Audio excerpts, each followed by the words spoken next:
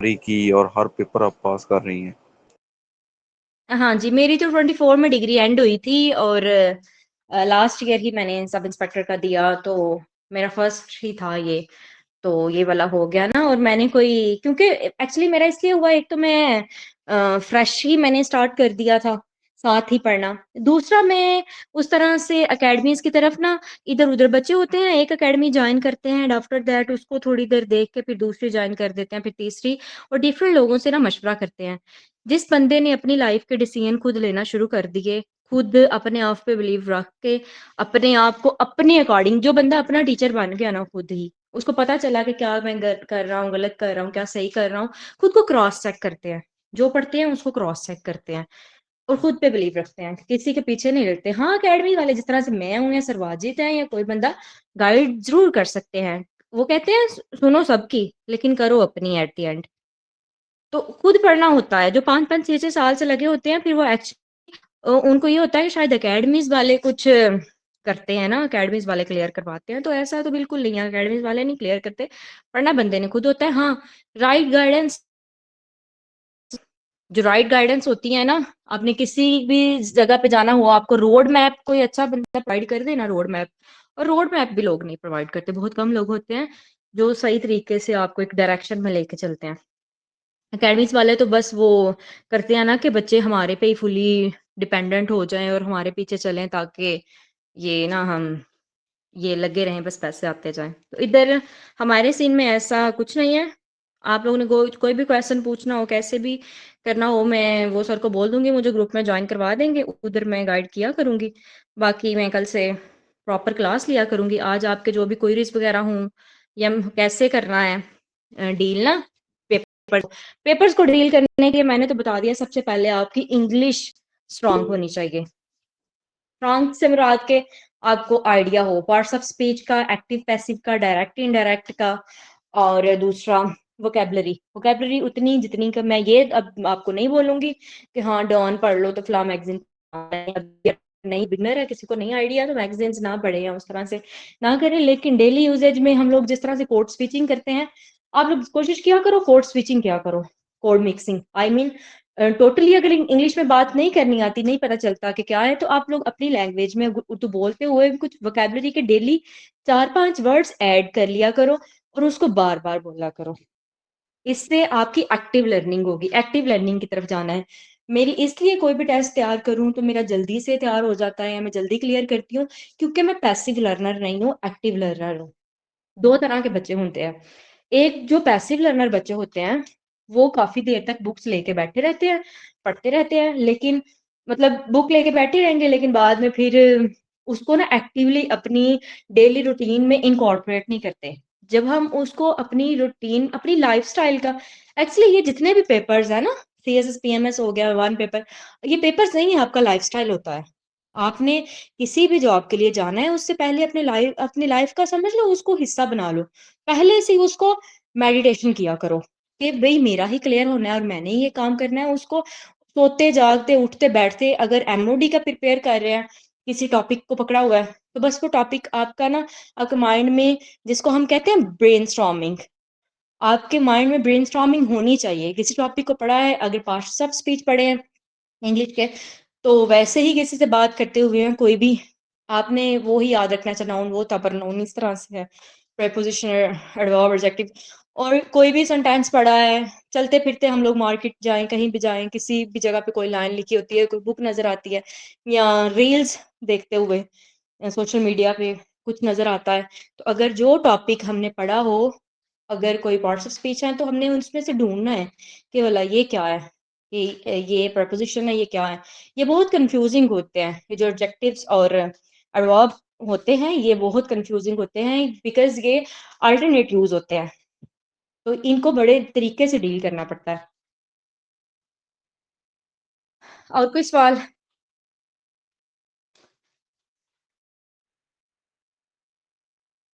Hello. Ma'am, मैंने bachelors जी किया जी। हुआ है जूलॉजी में और 2025 अभी भी मेरा हाँ जी। क्लियर हुआ। तो ये जो PDF वगैरह होते हैं रिसेंटली पास वो आउट हुई हैं आप? हाँ जी। तो ये जो ओके पीडीएफ वगैरह एमसीक्यूज वगैरह होते हैं, इन्हें इतने ज्यादा है, ये इन्हें किस तरह करना है? ये तो बार बार भूल जाते हैं इनको एमसीक्यूज। करना ही नहीं है पीडीएफ। मैंने आज तक जिंदगी में कोई पीडीएफ वन लाइनर नहीं पढ़े होंगे। इनको तो नहीं पढ़ना, हाँ पढ़ना है बट उस तरीके से नहीं पढ़ना कि स्टार्ट पे ही आप ये वाला स्टार्ट कर दो। ये बिल्कुल भी नहीं करना। जिस तरह तो से मैम स्टार्टअप ये- कैसे लिया जाए, कहाँ से स्टार्ट किया जाए? हाँ जी, ये जो साइंसेस के बच्चे होते हैं इनको यूजुअली इन चीजों का ना इशू होता है कि उन्हें नहीं पता चलता ये वाली चीजें टैकल करना। तो स्टार्ट आपने इस तरह से लेना है जिस तरह से मैं हूं, तो मैंने कोई टॉपिक पढ़ाया है, कोई इंग्लिश का ले लो, कंप्यूटर का ले लो, या कोई भी एवरीडे साइंस का टॉपिक है। मैंने टॉपिक पढ़ा दिया एक, मैंने पार्ट्स ऑफ स्पीच में फर्स्ट नाउन पढ़ा दिया मैंने। मेरे से समझ लेना है और मेरे से समझ के क्लास में, जिस तरह से मैंने पहले भी बताया, पैसिव लर्नर नहीं बनना, एक्टिव लर्नर बनना है। क्लास में बेशक ऑनलाइन क्लास है, एक्टिवली पार्टिसिपेट करना है, जहां मर्जी रुकवा देना है और क्वेश्चन करना है और अपनी क्लैरिटी करनी है, उस टाइम को अच्छे से यूटिलाइज करना है। आफ्टर दैट आधी समझ तो आपको क्लास में ही आ, जिस बच्चे को क्लास में समझ नहीं ना आई, अक्सर लोग होते हैं वो क्लास ले रहे होते हैं बट वो सोचते हैं खैर है वो पीडीएफ या कुछ इस तरह से चीजें मिल जाएंगी, नोट्स तो बाद में कर लेंगे। जो हम कहते हैं ना बाद में कर लेंगे, वो बाद में बात कभी आती ही नहीं है। तो आपने क्लास में ही अपना 50% जो है वो क्लास में कर लेना है और उसके बाद जो नोट्स भेजे होंगे उनको देख लेना है। फिर ना नेट पे डिफरेंट वेबसाइट्स बनी हुई हैं, आपको आहिस्ता आहिस्ता पता चलेगा, Pak MCQs, test point dot PK, exam वेडा, या और भी वेबसाइट्स हैं, आपने उन पे जाना है, उस पे अपना टॉपिक लिखना है कि मैंने नाउन, तो वो नाउन के हवाले से ना कोई 100-200 एमसीक्यूज दे देंगे। ठीक है, उन 100-200 एमसीक्यूज को आपने पढ़ लेना है। और वैसे भी उधर भी जाने की जरूरत नहीं है, आजकल चैट जीपीटी का जमाना है। आपने चैट जीपीटी को स्मार्टली स्टडी करना है। चैट जीपीटी को कहना है कि give me a mock test of noun, mock test conduct करने हैं। उसको कहना है कि 100 मॉक टेस्ट दे दो। आपने उनको पढ़ना है 100 तो नहीं, चलो 30 कर लो, 40 कर लो, ठीक है, जितने भी आप एमसीक्यूज पढ़ सको इजीली। एक टाइम स्लॉट बना लेना कि मुझे 30 मिनट्स में ये टॉपिक कवर करना है, तो उसने 30-40 एमसीक्यूज दे देने हैं। आपने ना उनको एक बार पढ़ लेना, फिर आपको आइडिया हो जाएगा मुझे इनमें से 30-40 में से फर्स्ट गो में कितने आते हैं। पहले आपने फर्स्ट गो में देखने हैं, आपको कोई 10 एमसीक्यूज आएंगे। पहली बार में देखने में ना सारे नहीं आते होते, पहली बार कोई भी हम पेपर देखे बेशक बहुत आसान हो, हमें लगता है कि हमें तो बस 5-10% आता है। फिर सेकंड गो में उसको पढ़ना है, आपको आइडिया होगा कि ये तो थोड़ा और ज्यादा आता है। थर्ड गो में पढ़ोगे ना, फिर तकरीबन जो नहीं भी आते उसके भी तुक्के लगने वाले होते हैं। फिर बाद में आपने चैट जीपीटी को कहना है कि अब इन्हीं, ये जो आपने एमसीक्यूज ऊपर उसने मोक दिया है ना एमसीक्यूज का, आपने कहना give me the answers of these questions. फिर वो नीचे उसी क्वेश्चंस के ना आंसर आपको देगा। फिर आपको आइडिया होगा कि ऊपर आपने आपके माइंड में कितने, आपने उनको टैली कर लेना ना कि ये वाले कितने मैंने पढ़े हैं तो कितने मुझे नहीं थे आते। इस तरह से आपने एक एक टॉपिक करके खुद तैयारी करनी है कि पहले तो उसका मैम लेक्चर ले लेना है और लेक्चर के बाद उसको करना है और फिर पीडीएफ। ये सारा काम करके ना जब आपने खुद अपना मॉक भी कंडक्ट कर लिया, फिर जो सर ने पीडीएफ वगैरह सेंड किया होगा, पीडीएफ को आपने एक बार गो थ्रू करना, फिर वो 5 से 10 मिनट में सारा पीडीएफ कवर हो जाता है। मैम पीडीएफ में इतने ज्यादा एमसीक्यूज होते हैं, तकरीबन 55 से ऊपर। अब इससे भी ज्यादा होते हैं। अगर हम कोई टॉपिक भी लें, जिस तरह साइंस का ले लें, कोई भी कार्बोहाइड्रेट का चैप्टर, डाइजेस्टिव हाँ का, जी, तो इन टॉपिक्स को अच्छे से क्लियर करें, हाँ जी, सिंगल एक एक टॉपिक, एक पार्ट को। टॉपिक।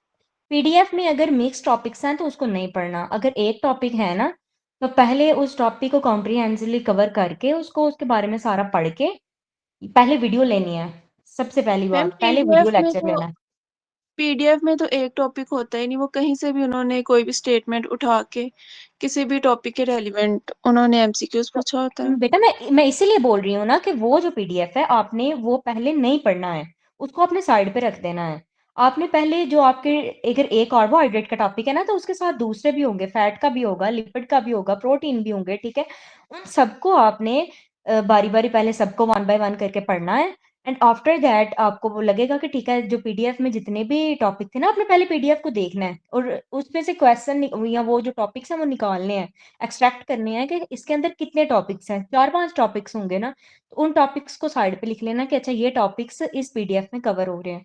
उन 4-5 मैम टॉपिक्स को वो पहले पढ़ सारे के, टॉपिक्स एक जैसे तो होते ही नहीं है, उसमें अगर कहीं उर्दू का है तो उर्दू का भी कोई किसी टॉपिक से कोई एक एमसीक्यूज, फिर कहीं जाके किसी टॉपिक से दूसरा तो एमसीक्यूज। पीडीएफ कौन देते हैं, कौन देते हैं पीडीएफ? ये ग्रुप में भी पीडीएफ शेयर हुए हैं ना। अब हमारा जो 2 लेक्चर हुए हैं, एक मैथ का और एक मैप ऑफ अर्थ, ये जो हुए हैं, और उसके बाद तकरीबन पीडीएफ हुए हैं। उसमें जो एमसीक्यूज है ना, वो तो पता नहीं, वो पीडीएफ मेरे पास ना पहले भी कितने ज्यादा, लेकिन वो मुझसे कवर ही नहीं हो रहे। मुझे बस ये नहीं पता चल नहीं रहा कि मैं ना अपना स्टार्ट कैसे लूँ, किस टॉपिक को पहले पकड़ूं। जिस तरह हम क्लास में हमारे पास बुक्स होती हैं, एक टॉपिक होता है, उसको हम गो थ्रू करते हैं, सारा पढ़ते हैं। तो मैं कहती, जैसे हम ये पढ़ते थे पहले, जैसे क्लासेस में बुक मिल गई, उसमें से सारा टॉपिक पढ़ लिया। अब इसमें पीपीएससी में किस तरह, मतलब क्या तैयारी किस तरह से स्टार्ट किया जाए? हाँ जी, हाँ जी, मुझे समझ आ रही है कि आप क्या कहना चाह रही हैं। आपने ये क्लास फ्रेश की है ज्वाइन या आप हाँ पहले जी, से हैं इस ग्रुप में? नहीं फ्रेश किया ज्वाइन। चलें, फ्रेश की है तो अब आपने खुद एक टीचर से पहले कोई बंदा आपको पीडीएफ सेंड कर रहा है ना, कुछ भी कर रहा है, अब आपने क्लासेस लेना स्टार्ट की हैं। मैं कुछ पढ़ाऊंगी, इंग्लिश पढ़ाऊंगी या जो भी सब्जेक्ट पढ़ाती हूँ, 2-4 टीचर्स और भी पढ़ाएंगे। अब वो ग्रुप में सारे टीचर्स ग्रुप में भी ऐड होंगे। अब वो जो भी पीडीएफ सेंड करेंगे ना ग्रुप में, आपने देखना है। सबसे पहले आपकी रिस्पॉन्सिबिलिटी बनती है, आप देखो अच्छा क्लास में जो टीचर ने पढ़ाया था पीडीएफ भी उसी का सेंड किया है, तो ओके है, उसको पढ़ो और उसको पढ़ के फिर उसका टेस्ट दो। अगर पीडीएफ वो वाला नहीं है, कोई और टॉपिक है, तो आप उनको बोल दो कि भाई ये तो आपने हमें नहीं पढ़ाया ना, तो जो पढ़ाया है उसी का पीडीएफ एक अरेंजमेंट से हमें सेंड करें, ताकि हम अच्छे तरीके से ना ए टू जी तैयारी करें। रैंडम तैयारी नहीं होती, और रैंडम मुझे नहीं पता कौन पीडीएफ सेंड करते हैं, और रैंडम पीडीएफ नहीं करने चाहिए ना। हाँ, रैंडम पीडीएफ होते हैं एंड पे, जब आपका पूरा सिलेबस हो जाता है। आफ्टर दैट कोई और टॉपिक्स जो रह गए होते हैं ना, फिर वो सारे वो इकट्ठे ही पीडीएफ भेज देते हैं कि चलो इनको भी ना गो थ्रू कर लेना, वो जो हम कहते हैं बर्ड्स आई व्यू, कि जी, एक ही मैं भी बार में मैम बस। यही कह रही हूँ, जो पढ़ाया जाए ना फिर उसी को बंदा हाँ गो। जी, हाँ जी, उसी को करते हैं। मेरी भी यही आदत है, जो पढ़ाया जाता है ना सिर्फ उसी को पढ़ा जाता है और उसी की समझ आती है। ऐसे जब रैंडम चीजें ग्रुप में शेयर होना शुरू हो ना, फिर बच्चे कंफ्यूज हो जाते हैं, और फिर कंफ्यूज हो ना तो फिर पढ़ने का दिल नहीं करता, फिर बंदा कहता है कि चलो छोड़ ही दो फिर इसको। ऐसा ही है। अब हाँ जो जी, भी टॉपिक पढ़ाया जाए उसके आगे फिर इंसान फर्दर सर्च कर लेता है कि क्या हाँ है। जी, ऐसे ऐसे ही है। टेक स्मॉल स्टेप्स, बट उसमें फिर परफेक्शन होनी चाहिए। ऐसे ही। और मैम ये जो सन्स वगैरह होते हैं, ये डेट्स वगैरह होती हैं मैम, ये इसको याद करने का क्या तरीका है? मतलब मुझे तो मिक्सअप हो जाती हैं ये मुझसे तो। डेट्स ज्यादा ये क्रोनोलॉजिकल ऑर्डर में रखते हैं इसको। मैं तो इसको क्रोनोलॉजिकल ऑर्डर में करती हूँ। मैम अगर मैं इन सिंपल लाइक वर्ड्स समझाऊं तो पाकिस्तान अफेयर का ले लो, पोस्ट पार्टीशन का टाइम। तो आपने यूजली वो 712 से, मोहम्मद बिन कासिम से, जी, जी। या फिर अगर आपने तैयार करनी है, या फिर ज्यादातर वो 1857 से पूछते हैं, वार ऑफ इंडिपेंडेंस के बाद का। तो आपने ना स्टिकी नोट्स रखने हैं। स्टिकी नोट्स पे डेली के आपने कोई कुछ भी पढ़ोगे, वैसे भी वो भी टॉपिक्स कवर होंगे ना, तो वो डेट साथ साथ होंगी। आपने रैंडम नहीं डेट्स प्रिपेयर करनी। आपने 1857 से लेके पार्टीशन तक, पोस्ट पार्टीशन, प्री पार्टीशन का जो इरा है ना, उधर तक देखना है कि अच्छा। और उसमें भी उन्होंने बनाए हुए हैं अलग कि डायनेस्टीज कौन सी थी, कौन कौन सी डायनेस्टी आई है, उनकी कौन कौन सी डेट थी। फिर उसके बाद मुगल इरा था, तो मुगल इरा में कौन सी डेट्स है।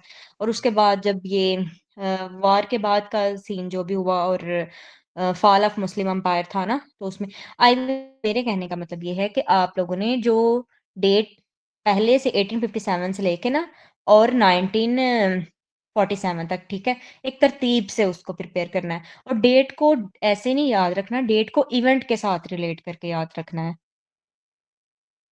कि उस इवेंट को हमने पहले पढ़ना है, उसके बारे में हमें समझ होनी चाहिए, और फिर उसके बाद हम उस डेट को वो ऑटोमेटिकली। और वो कुछ फेमस है ना बहुत, जो फेमस फेमस है कि वार ऑफ इंडिपेंडेंस कब हुई, ट्रीटीज कब हुई, और इस तरह की चीजें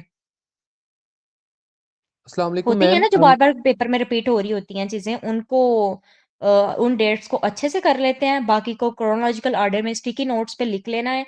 डेट लिख के मेंशन करके ये वाली सन थी, और साथ उसके वो वाला उसका नाम लिख देना है। जिस तरह 1914 पे वार, फर्स्ट वर्ल्ड वार हुई, और एंड कब हुई, फिर सेकंड कब स्टार्ट हुई, उसकी कब एंड हुई, और इन दोनों के दरमियान फिर जो ट्रीटीज हुई जो दरमियान में, वो कौन सी ट्रीटी थी, और वो किस डेट पे हुई, किस ईयर में हुई। तो ईयर को इस तरह तैयार करते हैं। और वैसे भी कुछ की होती हैं, जिस तरह से पीएमएस का पेपर था या होता है, उसमें ना साथ अभी तो ईयर याद रखना फिर भी एज़ कंपैरेबल टू डे आसान है। आई मीन अगर कोई ईयर पूछ लेते हैं ना कि किस ईयर में क्या हुआ या किस ये वाली चीज़ किस ईयर में हुई, तो वो तो बंदा कर लेता है। पीएमएस में क्वेश्चन आता है किस साल में, किस दिन पे और किस मंथ में था, तो फिर वो थोड़ा मुश्किल हो जाता है। तो उसको टैकल करना यही है कि उसको रिपीट करो बार-बार, अगर आप पीएमएस की तैयारी कर रहे हो।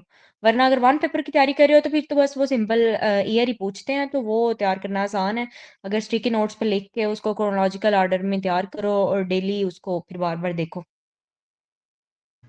और मैम इसके अलावा मतलब जो डेली मतलब हमारे लेक्चर्स होते हैं, हमें जस्ट वही प्रिपेयर करने चाहिए, या जो जैसे मतलब पीडीएफ होते हैं वो वाकई में मिक्सअप हो जाते हैं और समझ नहीं आ रहा, तो जस्ट उसको पढ़ लिया है बस इसका ये आंसर है, तो ये तो जस्ट आई मतलब एम माई सेल्फ, और मैं इन चीज़ों को बहुत अच्छे से समझती हूँ कि पीडीएफ ज़्यादा हूँ तो मिक्सअप हो जाते हैं। मिक्सअप जी वाली जी चीज़ें ना समझ आती हैं मुझे। जी आपने ये करना है कि डेली का लेक्चर डेली, कोई भी लेक्चर ना छोड़ना नहीं है। जिस तरह से कोई काम पड़ गया है तो आपने ये नहीं कहना कि ये वाला काम मैं जी अब कल कर लूंगा। नहीं, रात को उठ के बेशक अपना नींद पे कंप्रोमाइज करो थोड़ा, उस काम को करके फिर ही अगले दिन का स्टार्ट लेना है।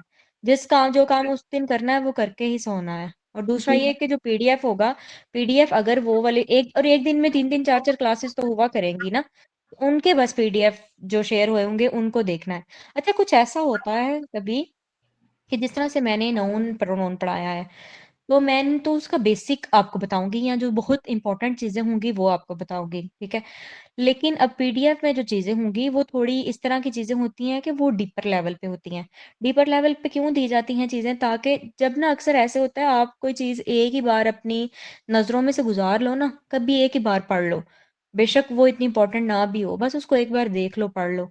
और पेपर में ना कभी पीपीएससी के पेपर में इस तरह से ना कभी वो चीज़ें आ जाती हैं। तो कहीं न कहीं जब हमने पढ़ा होता है, दिमाग में वो चीज़ होती है, तो उसका ना गैस लगाना पेपर में बैठ के या आइडिया हो जाता है कि ये हमने कहीं पढ़ा था। मगर फिर उस तरह से नहीं लगता कि ये बहुत मुश्किल है या कैसा था, फिर वो पता होता है कि ये कहीं न कहीं तो पढ़ा था। थोड़ा डीपर पे जाके वो सारा करवा देते हैं। तो वो जो मेजर टॉपिक होगा उसको देख के कि अच्छा ये टॉपिक है, तो इस उसके अंदर पे जितनी भी चीज़ें होंगी वो करनी पड़ेंगी। अगर ज़्यादा मुश्किल लगे या कुछ, तो आप उसी टाइम जिस टाइम ग्रुप में शेयर हो, वो सर को बोल के, जिस सर ने वो सेंड करवाया हो, उसको बोल के कि ये हमें थोड़ा कम करें, या कोई अगर चीज़ नहीं समझ, सपोज़ आज मैंने कोई पीडीएफ सेंड किया है, आप लोगों ने पढ़ लिया, ठीक है। आपको कोई चीज़ नहीं समझ आई, अगले दिन आपने मेरे बोलने से पहले ही मुझे बता देना है कि भई जो कल मैम हमें भेजा था उसकी समझ नहीं आई। कुछ चीज़ें ऐसी थी, उनको पहले दोबारा करवाओ काम और फिर नेक्स्ट स्टार्ट करो। मैम मेरी आवाज आ रही है? हाँ जी, हाँ जी।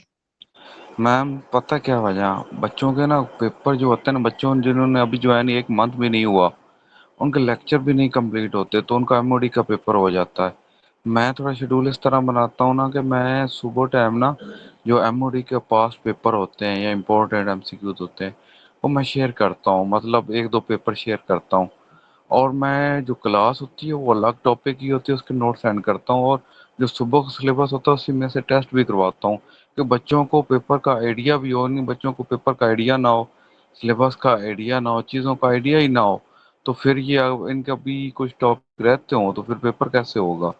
तो साथ साथ वो पास पेपर इंपॉर्टेंट जो एमसीक्यूज होते हैं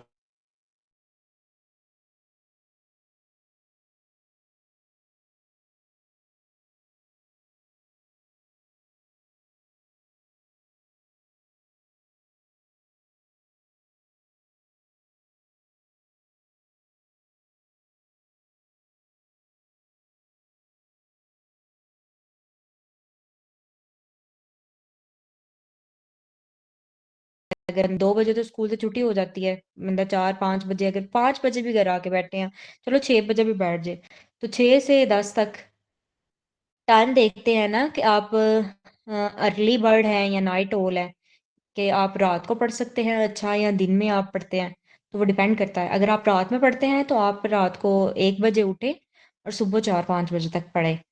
और क्योंकि और बेस्ट टाइम भी, जो मैंने अपनी लाइफ में जो चीज़ सीखी है और की है और यूनिवर्सिटी में पढ़ा है, I was one of the toppers in my class.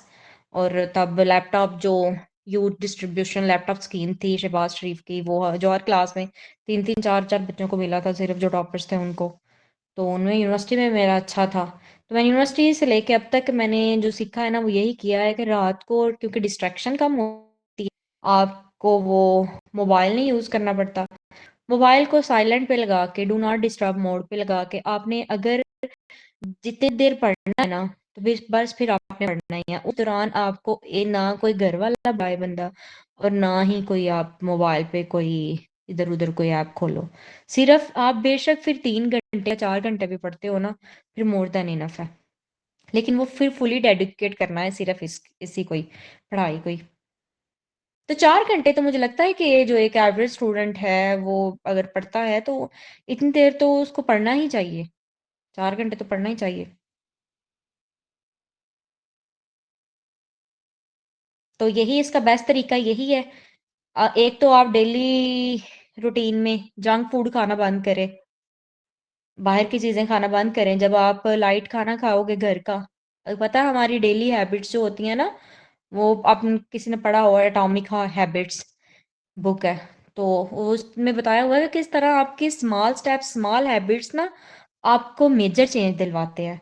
Success जो होती है या कोई चीज़ होता है कोई एक बड़ा, वो फौरन से नहीं मिलता, उसके पीछे डिफरेंट फैक्टर्स होते हैं, और आप डेली रूटीन में जो चीज़ें करते हो ना, वो लास्ट पे आके एक बड़ा इम्पैक्ट क्रिएट करती है आपकी ज़िंदगी में।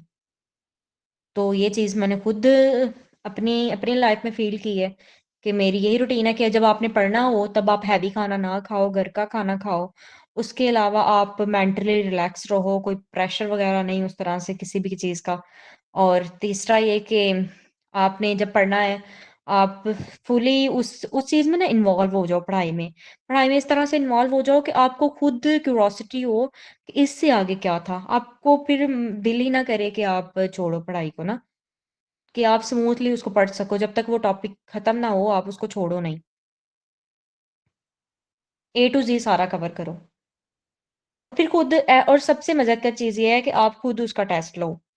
जो आपने चीज़ पढ़ी है ना, eight the end of the day आप खुद उसका टेस्ट लो। किसी भी वेबसाइट पे जाके किसी भी तरीके से जिस तरह से आपने अपने आप को इवैल्यूएट करो कि आप वेयर डू यू स्टैंड, कि आप कहाँ स्टैंड कर रहे हो। जब आपको पता चल जाएगा ना कि मैं यहाँ स्टैंड कर रहा हूँ, मेरा इतना पोर्शन हो गया था, इतना रहता है, देन फिर आपको और भी ना वो फिर मोटिवेशन मिलती है।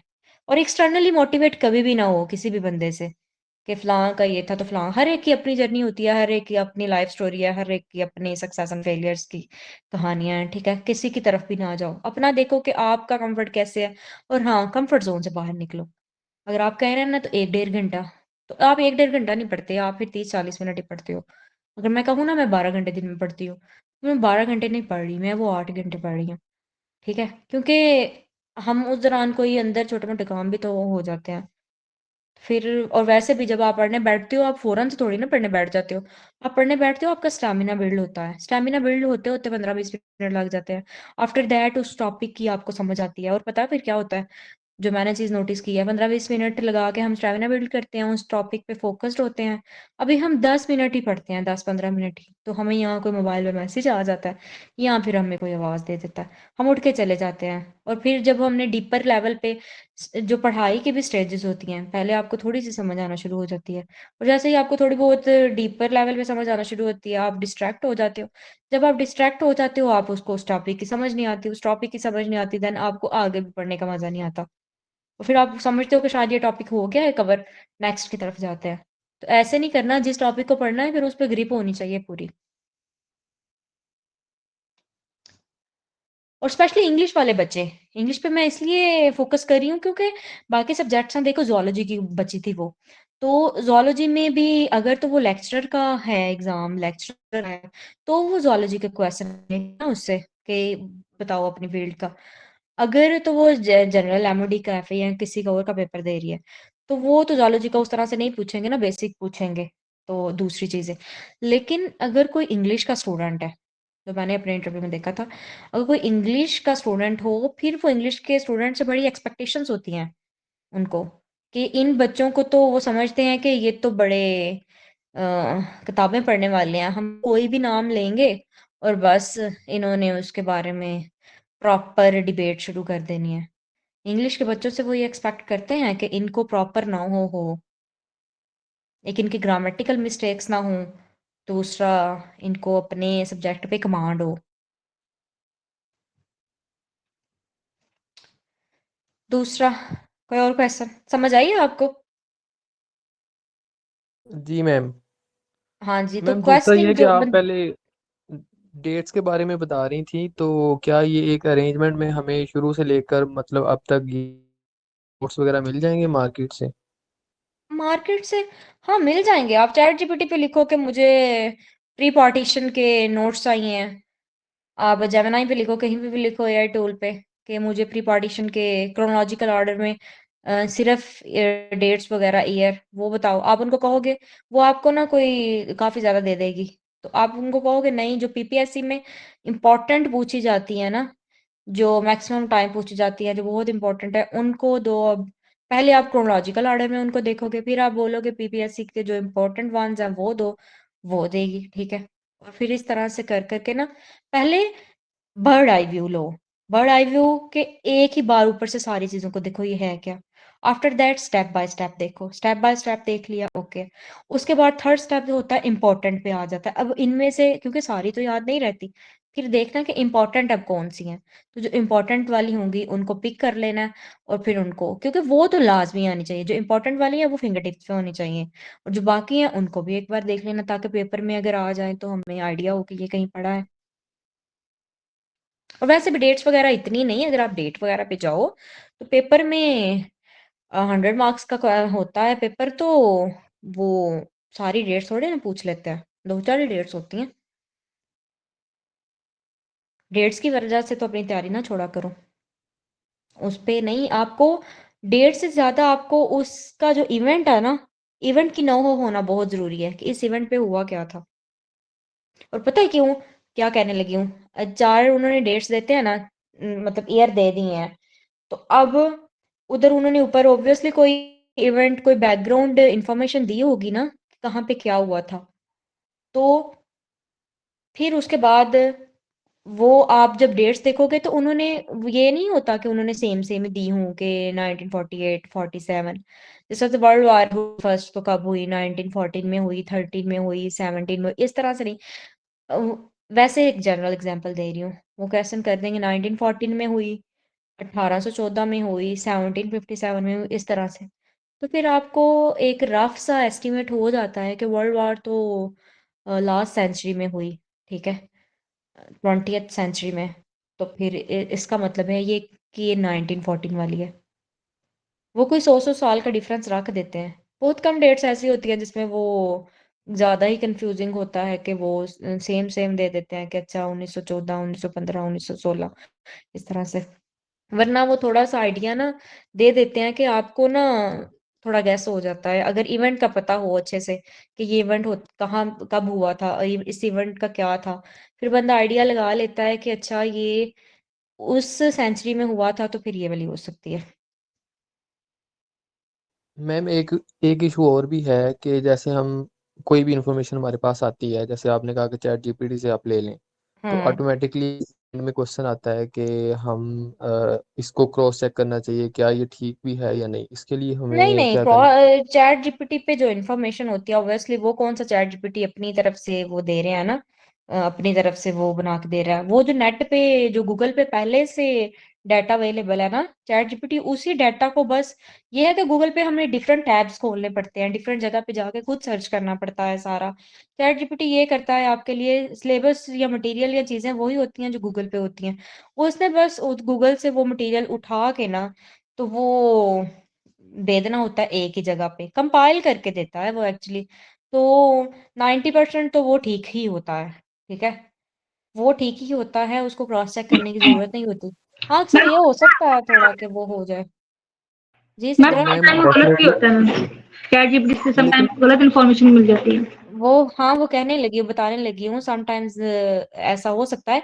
लेकिन पता क्या है, चैट जीपीटी गलत इन्फॉर्मेशन नहीं, आपने गलत क्वेश्चन, हमारा जो पूछने का तरीका होता है ना चैट जीपीटी से, वो अक्सर इस तरह होता है कि हम स्पेलिंग मिस्टेक कर देते हैं, या हम स्टेटमेंट लिखने में गलती कर देते हैं, कि वो चैट जीपीटी फिर आपको उस तरह से रिस्पॉन्ड नहीं करता या आपको गलत इन्फॉर्मेशन दे देता है। आपको कोई चीज़ पूछनी है तो उसके लिए भी आपको राइट वे यूज़ करना पड़ता है। आपको वो भी जो आपको रिक्वायर्ड चीज़ है उसको अच्छे तरीके से आप उस पे लिखो, फिर वो उसके अकॉर्डिंग आपको इन्फॉर्मेशन देता है। और अगर हाँ, कोई इम्पोर्टेंट चीज़ हो, कुछ आपको बहुत लगे कि ये क्रॉस चेक करना बनता है, देन आप उसको कर सकते हो। वरना हर एक पे ज़रूरी नहीं है कि वो करे। और नीचे उन्होंने सोर्सेज़ भी तो लिखे होते हैं ना, अगर आपने कोई चीज़ पढ़ी है, तो उसने एंड पे सोर्सेज़ भी मेंशन किए होते हैं, या आप उनको भी उधर लिख भी सकते हो कि मुझे डेट्स बताओ अलॉन्ग विद सोर्सेज़। आपने कौन से रिसोर्सेज़ वगैरह सोर्स वगैरह ना रेफरेंस यूज़ किए हैं, वो आपको लिंक भी साथ दे सकता है। फिर अगर आपको कोई इतना हो टेंशन कि मैंने फिर परफेक्ट रखना है सारा कुछ, तो परफेक्शन की तरफ जाना है, फिर आप उस लिंक पे क्लिक करोगे ना, तो वो गूगल पे खुल जाएगा। तो फिर आपको आइडिया हो जाएगा कि ये गलत है या सही है। उसको आप मैम कॉपी चैट करके जीपीटी गूगल तो पे क्लियर लिंक हो पे गया, कर। लेकिन बुक्स के रिलेटेड बता दें कि पब्लिशर और हम बुक्स जो है वो अगर लेनी हो तो फिर कौन सा अथेंटिक जो है वो किसकी तैयारी इंस्टीट्यूट के है, लिए? पीपीएससी के लिए या कोई भी हमने एग्जाम की तैयारी करनी आप यूपीएससी की तैयारी कर रहे हो? है। जी मैम। अच्छा, हाँ, तो इम्तियाज की बुक है मार्केट में ना। इम्तियाज शाहिद की मैं। इम्तियाज शाहिद की बुक, हाँ जी। तो उसका आपने देखना है अपडेटेड एडिशन। अपडेटेड एडिशन, तो वो आपने लेके वो आपने सारी एक ही बार नहीं पढ़ लेनी, काफी मोटी बुक है, लेंथी है वो। तो आपने जिस तरह से डेली लेक्चर लेने हैं, आपने लेक्चर के साथ सिर्फ उसके 2 पेज पढ़ लिए, 3, या एमसीक्यूज डिवाइड होते हैं ना कि 100 एमसीक्यूज, तो आपने टारगेट एक रख लेना है कि आपने ये देख लेना कि आपका एग्जाम कितनी दूर है। उससे पहले आपने कितना अपना ना सिलेबस को ना, कोई भी चीज करते हो ना, सबसे पहले सिलेबस को ब्रेक डाउन करना सीखो। आपने के पास कितने दिन है और कितने दिन में आपने कितना कवर कर सकते हो, अपना पोटेंशियल। हर बंदे को अपना पोटेंशियल पता होना चाहिए कि मैं कितना काम कितनी देर में कर सकता हूँ, और ये भी पता होना चाहिए कि मुझे कितना करना चाहिए। कुछ लोग होते हैं एवं रैंडम ही सारा कुछ, बस उनको ये होता है पढ़ छोड़ू, और फिर आखिर में आके तो वो फिर कुछ भी नहीं याद रहता, सारा मिक्सअप हो जाता है। तो ऐसा नहीं करना। जितना करना है फिर उस पे कमांड होनी चाहिए, फिर वो अच्छे से करना है तकरीबन। कि अगर आपने 100% किया है तो आपको सारा नहीं भी आता, तो आपको 70% एटलीस्ट उसमें से पता होना चाहिए, 60 to 70%।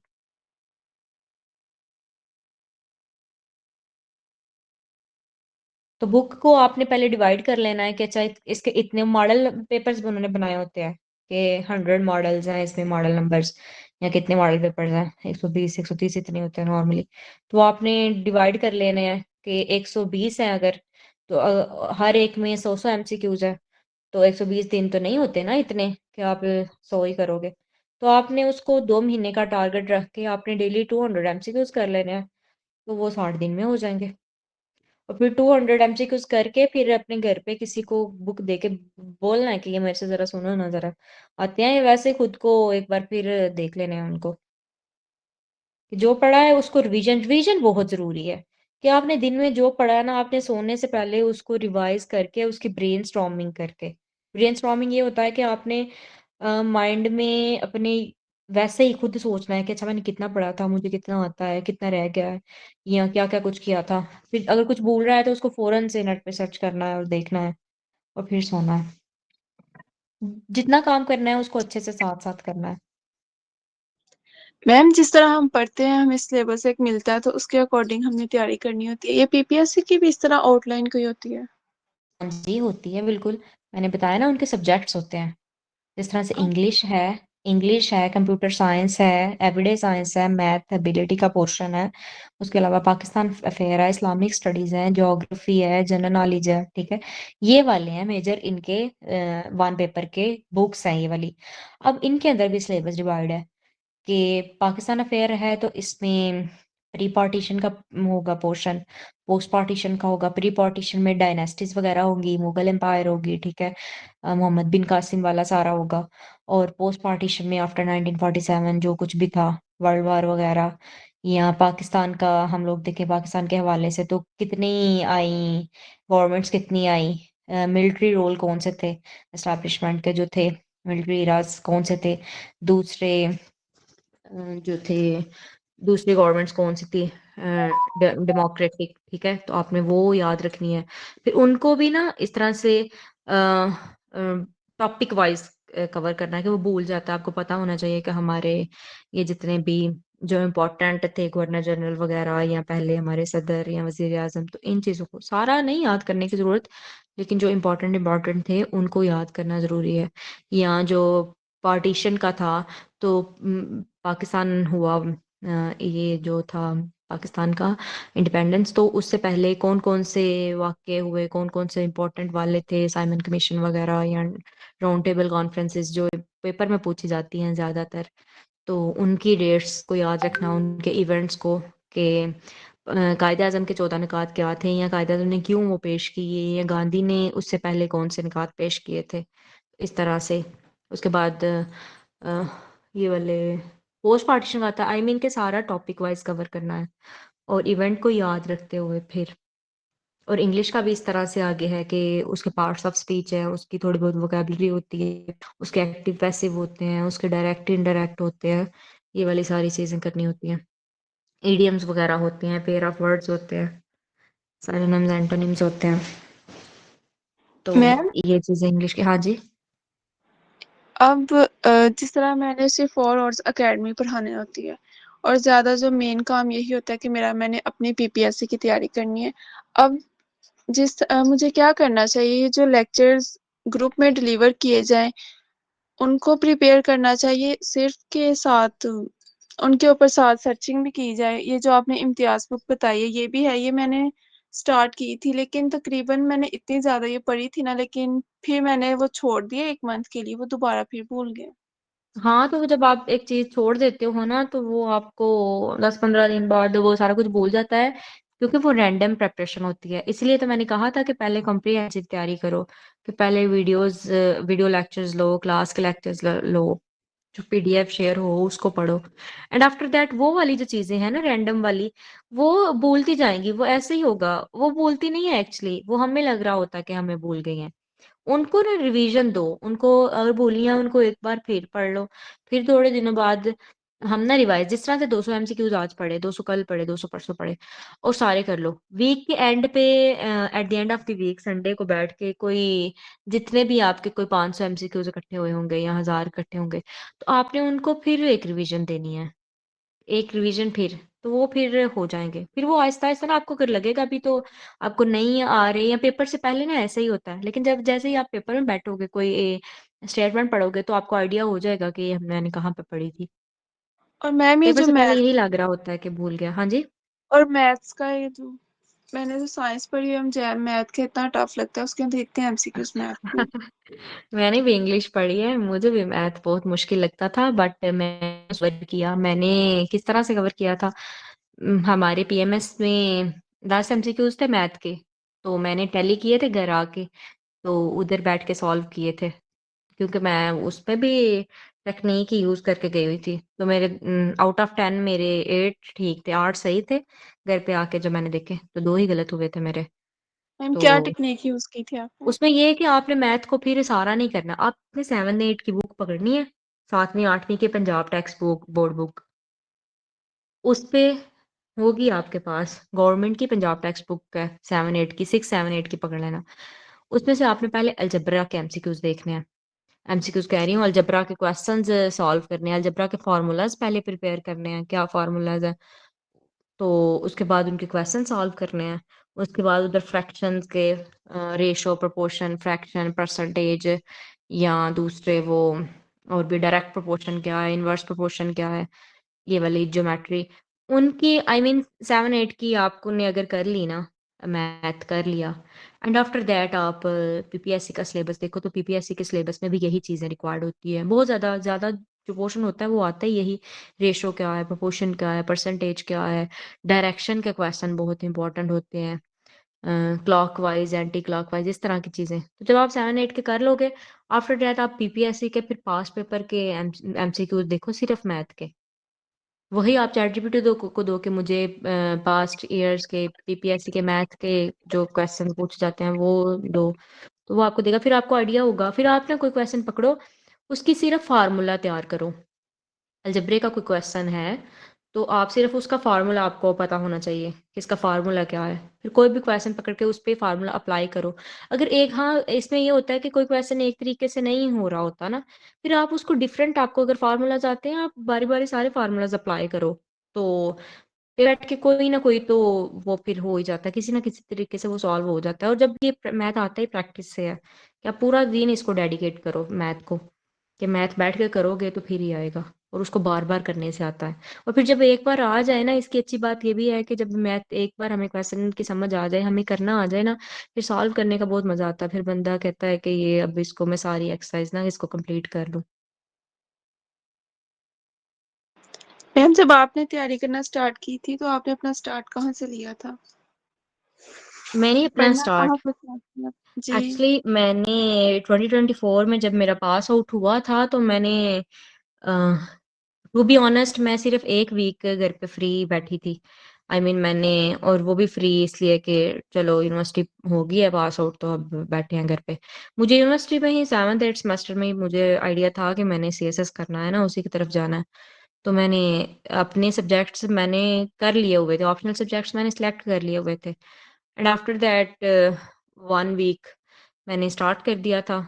नेट से मैंने सारा सिलेबस डाउनलोड किया है, उसका एफपीएससी का, सीएसएस का ना, सारा डाउनलोड करके पास्ट पेपर्स देखे हैं कि कौन से सब्जेक्ट्स मैंने ऑप्ट करने हैं, मुझे कौन से अच्छे लगते हैं। अच्छा, मैंने किसी से गाइडेंस भी नहीं ली कि मुझे कौन से पास्ट पेपर, या वो जो लोग देखते हैं कि ट्रेंड सेटर क्या है, ट्रेंडिंग में कौन सा सब्जेक्ट जा रहा है ऑप्शनल, तो ऐसी चीज़ें नहीं होती। ट्रेंड वगैरह कुछ नहीं होता। हाँ हो सकता है, बट अगर आपको किसी चीज़ पे कमांड है, ट्रेंड जितना मर्जी हो, अगर वो लो स्कोरिंग भी होगा, आपको उस पर कमांड है, आपका पेपर अच्छा है, तो वो आप उसको कवर कर लोगे। तो मैंने अपने ऑप्शनल सेलेक्ट करके पास्ट पेपर्स देखे, उसके बाद उसका सिलेबस डाउनलोड किया और एक सब्जेक्ट पकड़ा। ठीक है, जिस तरह पॉलिटिकल साइंस का मैंने स्टार्ट किया था, तो मैंने उसको कवर किया। खैर वो तो पीएमएस सीएसएस का था ना, तो उसको कवर कर रही थी। एक्चुअली मैंने इसीलिए बता रही हूँ, मेरा इसलिए टेस्ट कोई भी क्लियर हो जाता है, मैंने की थी कम्प्रीहेंसिव प्रेपरेशन, कि मैंने थारोली पढ़ा था। मैंने तैयारी 1 पेपर की स्टार्ट नहीं थी की, मैंने तैयारी ही सीएसएस की स्टार्ट की थी। और सीएसएस की जब सारी तैयारी स्टार्ट की, उसके 6-7 जो ऑप्शनल 6 सब्जेक्ट थे वो पढ़े, 6 कंपल्सरीज के पढ़े जब, तो जब वो वाले सब्जेक्ट बंदा पढ़ता है ना, फिर वो 1 पेपर का उस तरह से आपको मुश्किल नहीं लगता। लेकिन मेरे पास ना साथ उन सब्जेक्ट के साथ मेरे पास साथ इम्तियाज शाहिद की बुक भी थी, तो मैं उसको भी ना side by side go through करती रहती थी। और मैंने डेली का टारगेट रखा हुआ था, अगर मैंने करना है ना, मैं इस तरह से पढ़ती हूँ। अगर आगे भी पहले भी बच्चे ने मेरे से पूछा है कि आप किस तरह से पढ़ लेती हैं ना, तो मैं पता क्या करती हूँ, मैंने अलार्म लगाना होता है मोबाइल पे कि अच्छा 1 घंटे बाद अलार्म ये होगा लगेगा, तो 1 घंटे में मैंने सपोज 500 एमसीक्यूज करने हैं, 500 या 600 जितने भी करने हैं, तो फिर मैंने बैठ जाना है उनको करने बस। अगर उनको रट्टा भी लगाना है, ठीक है, या जो भी करना है, तो उस 1 घंटे में मुझे वो एमसीक्यूज हर हालत में करने हैं। मुझे कोई भी बुलाए, मुझे कोई भी मैसेज है, कुछ भी है, मैंने किसी की बात नहीं सुननी, बस वो मैंने काम करना है तो करना है। और उनको फिर अच्छे से कवर करके फिर नेक्स्ट प्लान करना है कि मैंने अगला काम ये करना है। मतलब अपने काम को ना, अपने आप को छोटे छोटे टास्क असाइन करने होते हैं कि मैंने इतने टाइम में इतना काम करना है, और आपने फिर वो काम करना ही करना है, फिर उसको छोड़ना नहीं है। बेशक आप थोड़ा कर लो, लेकिन जितना आप कमिटमेंट, जितनी कमिटमेंट शो करना बहुत ज़रूरी है। आपको बेशक कोई बंदा नहीं देख रहा, जो बंदा खुद के साथ लॉयल हो जाता है ना, खुद को वो कमिटमेंट देता है, खुद की कमिटमेंट पूरी करता है, छोटी-छोटी चीज़ें, देन वो कामयाब है। ठीक है? वो फिर बंदा कर लेता है। तो खुद के साथ रिस्पॉन्सिबल, लॉयल, कमिटमेंट, कंसिस्टेंसी, रेज़िलिएंट रेज़िलिएंट होना बहुत ज़रूरी है। हमारे लोगों में ना रेज़िलियंस नहीं है। हमें थोड़ी-सी भी कोई मुश्किल पड़ जाती है ना, कुछ हो जाता है, तो हमारा सारा दिन ज़ाया हो जाता है। हम फिर छोड़ देते हैं। तो कुछ भी हो जाए, रेज़िलिएंट रहना ज़रूरी है। और स्टार्ट फिर ऐसे ही, अगर मैं अपनी बात ना करूँ, मतलब सीएसएस का नाम मैंने तो चलो उधर से किया ना, वैसे अगर पीपीएससी का 1 पेपर का करना हो शुरू, तो सबसे पहले इंग्लिश से start low. English is one of the most important subject. ठीक है? इसको स्टार्ट करो। इंग्लिश को पकड़ लो, इंग्लिश का एक, और उस एक दिन में एक ही टॉपिक करो कवर।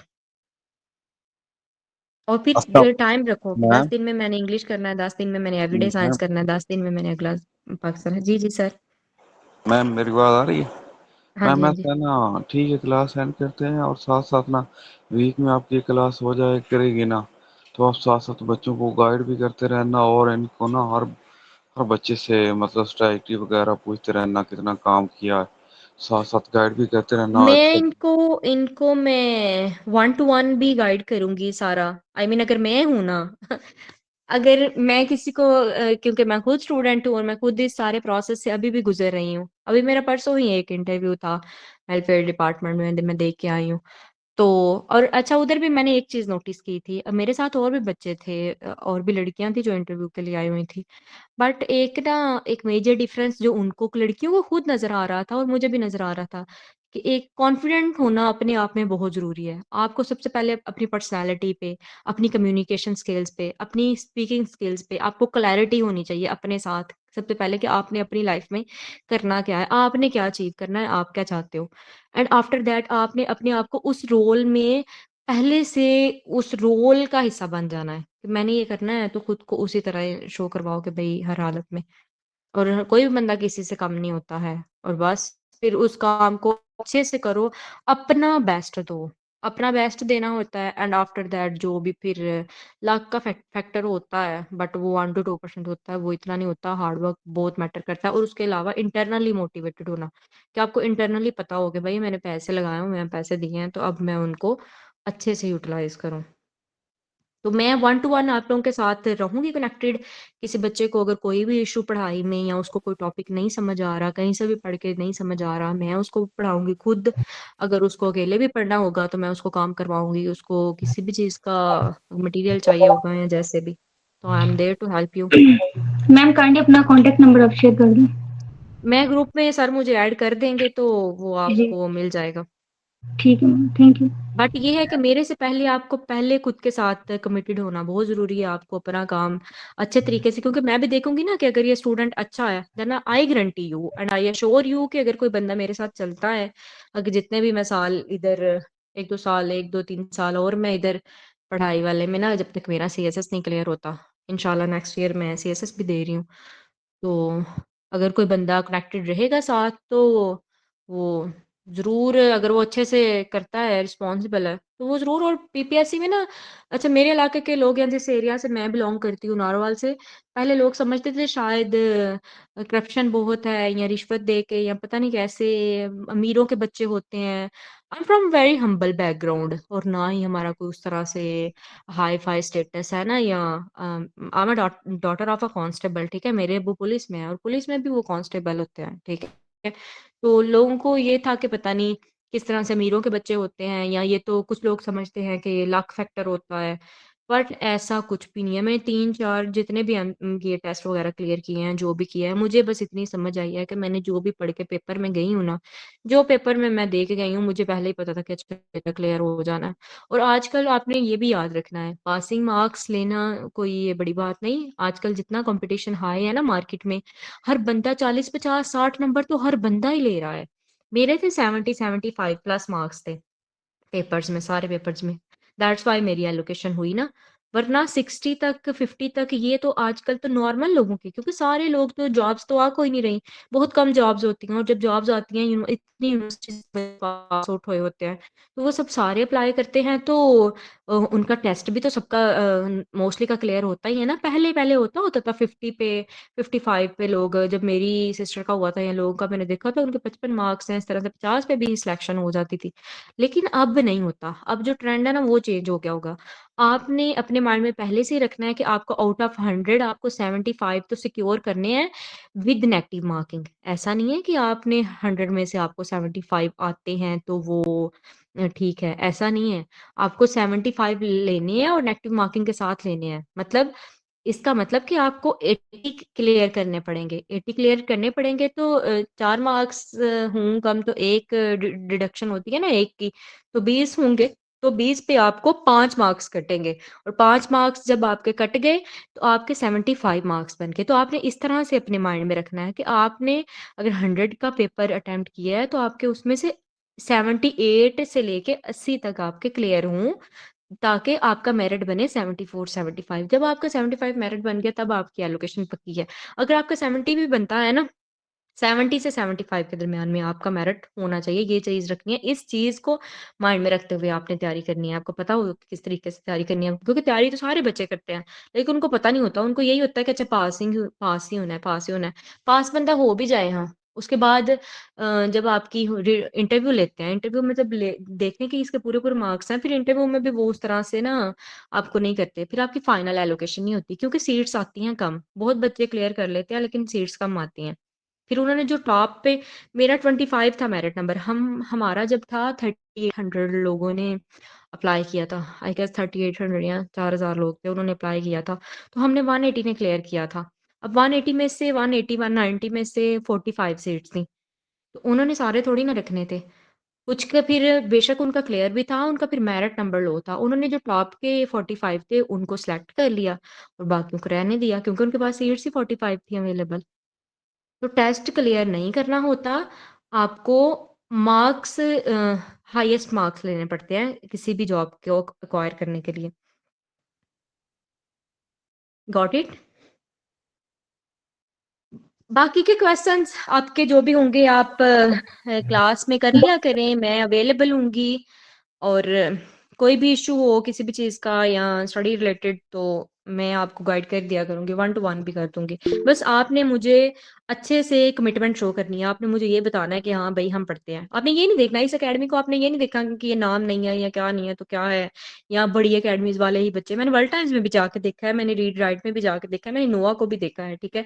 जितनी भी बड़ी-बड़ी अकेडमीज़ हैं, मैंने सबको देखा। इवन कि वर्ल्ड टाइम्स वालों ने मुझे ऑफ़र भी की थी। जब उनका ये हुआ था ना, उन्होंने देखा कि इसके 2-4 टेस्ट क्लियर है और इसका सब इंस्पेक्टर का भी हो गया। देन उन्होंने मुझे बोला कि हमारी ना फैकल्टी को जॉइन कर लो, ठीक है? फैकल्टी मेंबर बन जाओ, ताकि बच्चों को, वो जो बच्चों को गाइड करते हैं, काउंसलर जो होते हैं, काउंसलिंग वगैरह करते हैं या गाइड करते हैं, या सिलेबस को ब्रेक डाउन इस तरह से बच्चों को गाइड वगैरह करना, रोड मैप प्रोवाइड करना। तो उसके लिए तो फिर हॉस्टल में रहना पड़ता था, और वैसे भी मेरी जॉब ही इधर है, मेरे एरिया में है, तो मुझे वो फ़ीज़िबल नहीं लगा। तो ऑनलाइन में आप बेशक, आपने ये नहीं देखना अकेडमी अच्छी है, अकेडमी नहीं है, या अकेडमी में करा कौन रहा है। बस आपने खुद पे बिलीव रखना है, और जो बंदा आपको पढ़ा रहा है ना, आपने उसकी नीयत पे रखना है कि ठीक है, वो हमें अच्छे से काम करवा रहा है, और उसके साथ लायल रहना है, ठीक है? आपने कोई भी इश्यू हो, कहाँ पे पढ़ाई पे जो भी इश्यू हो, जिस किस्म का भी, आपने साफ-साफ बताना है कि यहाँ से समझ आ रही है, यहाँ से मैंने इस तरह से करना है, आप इस तरह से करवा रही हैं, या मुझे जैसे भी करना हो। तो आपने डेली का काम डेली करना है, और मैं भी इधर हूँ, मैं भी आप लोगों को साथ-साथ कवर करवाऊँगी। बाकी सर ने आई गेस लेफ्ट कर दिया है। हेलो? जी जी मैम, ठीक है, फिर आज क्लास एंड करते हैं। हाँ जी, ठीक है, ओके।